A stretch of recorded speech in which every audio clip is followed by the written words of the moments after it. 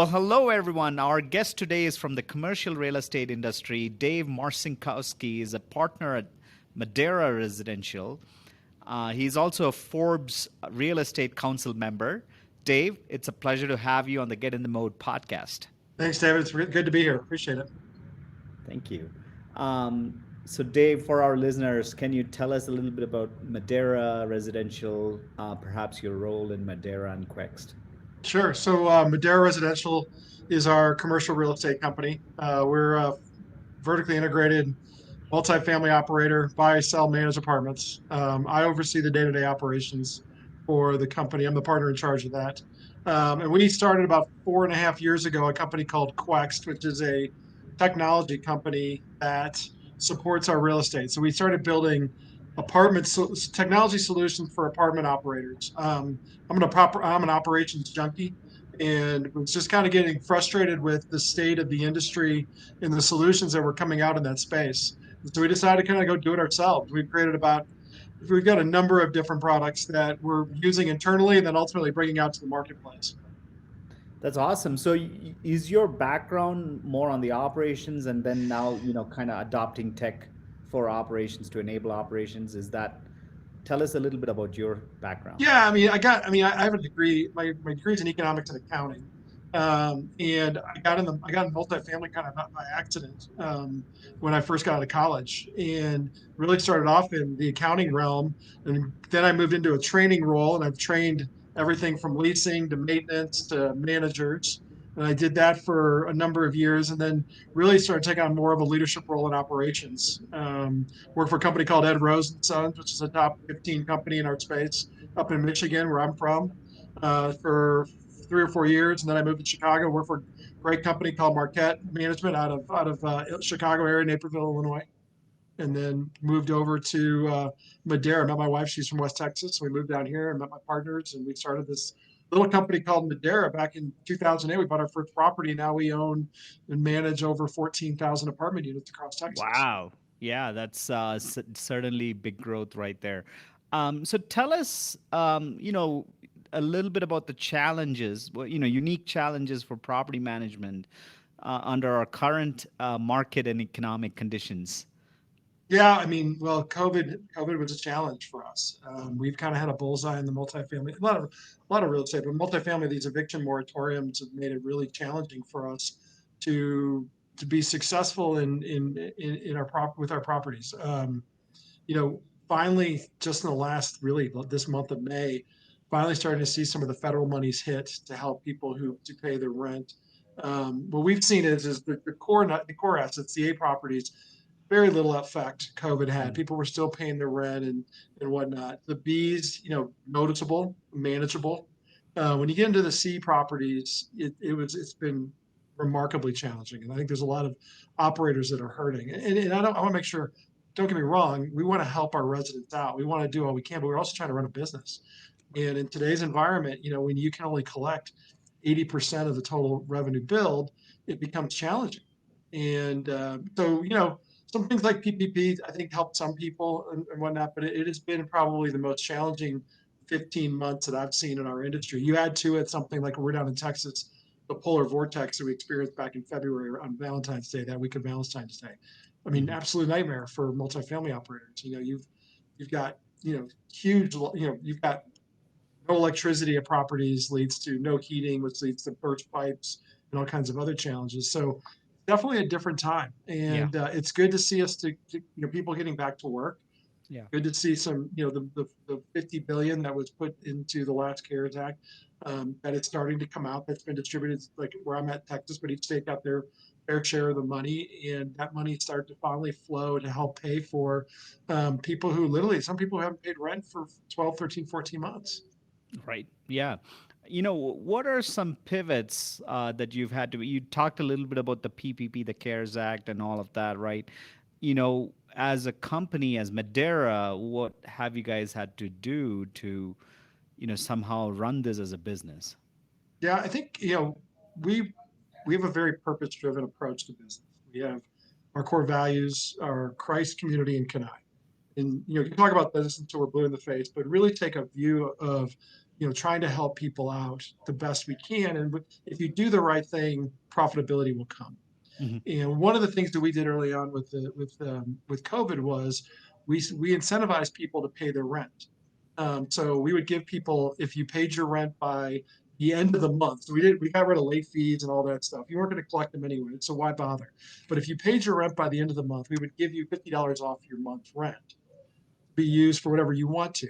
And we had a lot of success with that. We had a lot of people who really appreciated that. We closed our offices like a number of places did, but yeah, we still try to provide services the best we can.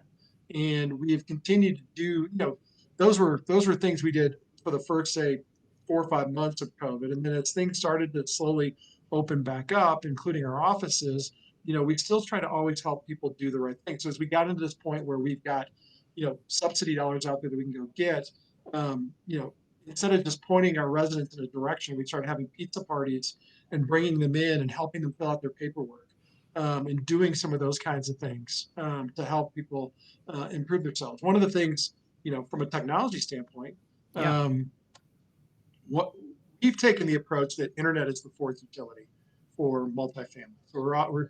So why not go out and try to negotiate the best deal possible for the people who live at your property? That's what we did. When we started this Quex company, we have a product called Quex Connect. And so we'll take like our Dallas market. We're either bringing you 300 megs up and down broadband speed for $50 a month, or depending on the relationship we had with the cable provider and the contracts that existed on the properties, 300 megs up and down plus 200 digital channels for $89 a month. Wow. Well, our residents were paying, $150 to $200 a month. We've cut their bill in half. We're giving them a product that's better than the marketplace. The property owner, yes, we make profit on that deal. That's been a great thing for us. But what we did is we helped our residents out. We brought them something they need. So as we were going through COVID, that allowed us the opportunity to say, you know what, we're not going to charge you for your cable and internet this month. You just get it for free. It was a loss to us, but it also sent the message that like we're in this thing together. We know that you're stuck at home. We know that you need this, so we're gonna make this available to you. And what that created, I think, is loyalty and people who Yeah. want to live at our properties and people who now are sitting there and saying, "Hey, times are tough, but I can afford my rent. I want to make sure I pay that." And Yeah. based on what I've talked to with a number of my friends in the industry, I think we ended up better than most. Yeah, and I think that's a great point you're making. Number one, a lot of people are working from home, so obviously being connected is the number one priority in these times. And the second part to this is also something to be said about retention, right? Apartments suffer, multifamily suffers hugely from turnover, and kind of getting people to come in is there's a big budget that you have to money that you have to spend to get people to come in rebook, right? So Yeah. that by itself is savings right there. So that's definitely a huge thing. Talk to us about Quext. I you have different solutions. Tell us a little bit about the suite of solutions that are available with Quext. I mentioned Quex Connect. So our industry is used to negotiating a deal with a cable provider and getting like a revenue share based off penetration on that property. And it depends, but what we would see on a good quarter, we're making a couple $100 a month maybe. And what we said was, well, we were blessed. We were able to connect with some people in the telco industry and be able to bring them on board to our team. But we're saying, what if we look at that differently? What if we look at this from a standpoint of offering what we think our residents need and use our size to be able to negotiate something better for them that they want and make it available. Now they have to use our service. They can still go and add on to something on top of it. But when they move in, they got to know, like, hey, the great news is it's on when you move in. And the total convenience. It just works. It's a part of your rent. You're not having to pay two bills. The bad news is that you got to use our product. We were afraid at the time. We're like, we're worried that people are more interested in choice than convenience. And the story that what I can tell you is that's totally not the case. People prefer convenience over choice. Give them something that they need, they want, that's good enough for them or better than what they could get on their own, and people will go that route. And so we we've got that solution. We've been doing great with that solution. Um, we got into IoT, so we looked at the market in Internet of Things, and we wanted to bring smart thermostats and locks to our industry. There's a dozen, 12, 15 vendors out there that are doing that. If you look at them, there's some commonalities there. One, you got to have a hub, a third piece of equipment that controls those devices. With a hub comes complexity and comes cost. Two, you got to have a Wi-Fi network or a cellular network to control those devices. And really, there was a third issue that we didn't like, which was it was really best suited for new construction. Easier to install in a new deal than it is to retrofit an existing deal. So we were like, we want to build something that's easy to install, that can be retrofitted anywhere, that doesn't require a hub and that complexity, that doesn't rely on Wi-Fi or cellular. That's what we did. And so we went out and we found some incredible people to come work with us. And we built a smart thermostat that was also the hub. So instead of eliminating that product, we just merged it with the thermostat itself, which took away some of the electricity issues. Like if you got a hub, you got to put it somewhere where there's electricity. Well, in multifamily, there's electricity coming to your thermostat. And so there's enough electricity there to control our device. Boom, check that box. Yeah. Two, we made it really easy to install. Like our stuff, a maintenance person can install on turns.